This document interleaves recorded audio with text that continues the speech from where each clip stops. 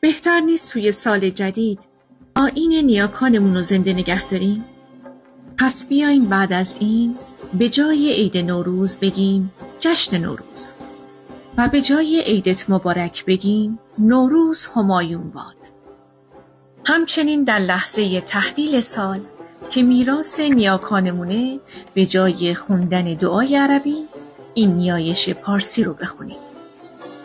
گشت گرداگرد مهر تابناک ایران زمین، روز نو آمد و شد شادی برون زن در کمین.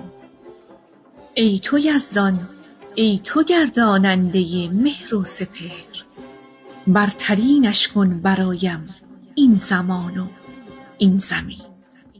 برای زنده نگه داشتن آیین نیاکانمون این پست رو تا جایی که میتونید به اشتراک بذارید.